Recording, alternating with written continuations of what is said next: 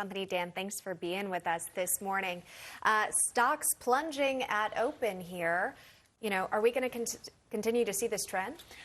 We may very well continue to see this trend, especially based upon what the news cycle is bringing us, because it just seems to be continually bad news or surprising news or things related to the spread of the coronavirus. Now, I personally believe that the market is reacting emotionally. Because if you look at the economic numbers that came out today, job numbers were great. Fantastic. 275,000 somewhere around right, there. and the expectation was 175, so beating expectations. Unemployment is down to 3.5%, and wages, importantly, wages up 3% over last year in the same time frame. So we're getting all this really great economic news. So what is happening in the market? Well, the market is reacting to what I believe is uncertainty as to where the coronavirus can go. If you look at, for example, we've heard so much about the flu having much more of a health impact on the country and the world. 18,000 people dying so far this year. Than what we would expect from coronavirus. The difference is, however, is we don't know where this is going. The market, they know exactly what's going to happen with the flu, who's going to be infected, how many people, unfortunately, are going to pass away. That's baked in. This has become a true black swan thrown into the mix where no one expected it, and no one really thought that this is where we would be right now, with losing $9 trillion in the market right now, overall value. That's tremendous. A lot of it seems to be on Wall Street that they don't know how the average person is going to react, that they don't know whether they're going to stop going out to restaurants, stop traveling, so change their behavior. Is that part of what they're trying to assess? I think so. As a matter of fact, on the way into the studio today, traffic was light. There weren't a lot of people walking around on the street compared to what's normal. And it occurred to me, I said, wow, people are really staying home.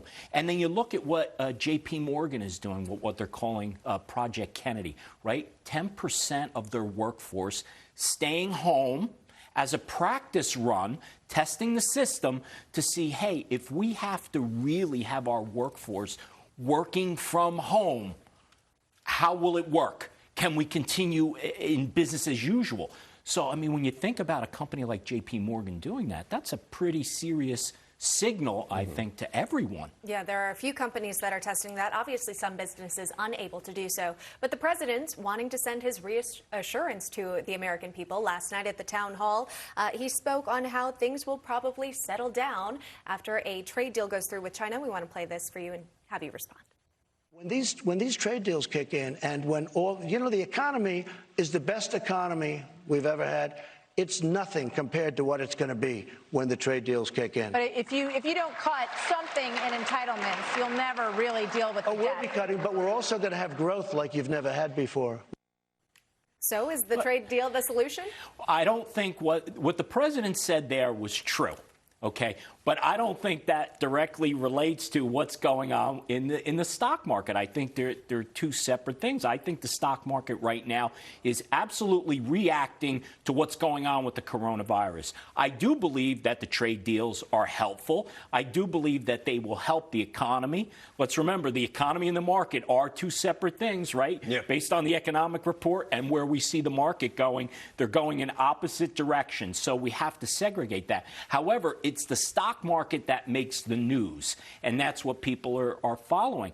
And what I believe here, and why the economy could be impacted by the stock market, is I believe that the economy, more than anything, is a feeling. It's about confidence, because that confidence is what makes people spend money, going out to dinner and traveling. The wealth Absolutely. effect. You feel good, you go borrow money, you buy a new home, you buy a new car. Right. And that's what you're concerned about. Yes, and I think that the erosion of that confidence, of that feeling good, is really what can harm the economy. So what should people be doing now? People should not be overreacting. Now, I know when you say to people, calm down, and the reaction, I am calm.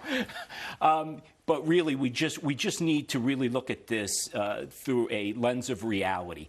Yes, it is spreading, and it's not a good thing, but we are nowhere near at a pandemic level where the entire, country is going to shut down, or the world. We may get there, but we're not there now. So why worry about something that is not upon us? Prepare, yes. Worry, no. In just about 30 seconds, what about the U.S. who has business in China right now, and they're waiting for those supplies to come in? Well, that is a true problem, right? The disruption of the supply chain. I think the lesson there, Emma, is you can't have all your eggs in one basket in China. That doesn't work. Companies really need to look at. And so some of them are moving to Cambodia and Thailand, some of the supply chains, manufacturing. Right. India is another spot. Yeah. Dan Geltrude, great to see you. Thank you. Meeting you in person, because we had talked before. It's great to see you. Great to have you in here. Dan of Geltrude and Company, thank you so much for being here. And still to come, can vodka be used as a hand sanitizer?